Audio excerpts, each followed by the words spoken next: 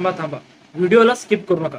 आजचा व्हिडिओ हा खूप महत्त्वपूर्ण असणार आहे, कारण की शेतकरी मित्रांनो, तुम्ही जर फार्मर आयडी अजून पण काढलेली नाही तर सावध व्हा. तुम्हाला फार्मर आयडी काढणे हे सरकारने बंधनकारक केले आहे. हे का? चला तर आजच्या व्हिडिओमध्ये सविस्तर बघून घेऊया. नमस्कार शेतकरी मित्रांनो, तुम्हा सर्वांचं आपल्या फार्मर्स वर्ल्ड या युट्यूब चॅनलवर स्वागत आहे. मित्रांनो, तुम्ही जर आपल्या चॅनलवर नवीन असाल तर आपल्या चॅनलला सबस्क्राईब करून बेल आयकॉनला अवश्य प्रेस करा, जेणेकरून अशाच नवनवीन माहितींचा व्हिडिओ सर्वात अगोदर तुम्हाला बघायला मिळेल. चला तर व्हिडिओला सुरुवात करूया व जाणून घेऊया फार्मर आयडी का बंधनकारक आहे व या फार्मर आयडी मुळे काय काय लाभ होणार आहे.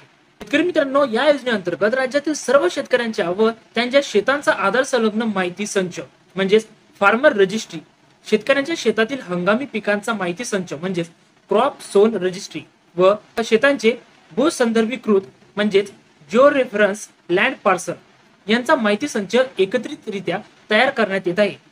शेतकरी मित्रांनो, राज्यातील कृषी क्षेत्रात डिजिटल सेवांचा वापर करून शासनाच्या विविध योजनांचा जलद गतीने परिणामकारक लाभ शेतकऱ्यांना देण्याच्या उद्दिष्टाने अनुसरून राज्यात ॲग्रीस्टॅक योजना राबवण्यात येत आहे.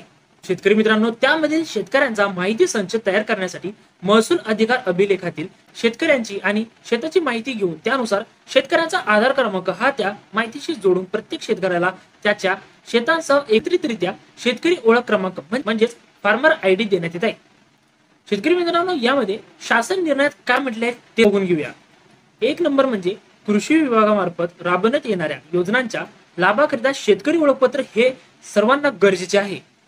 दिनांक 15/4/2025 पासून हे अनिवार्य करण्यात आले आहे.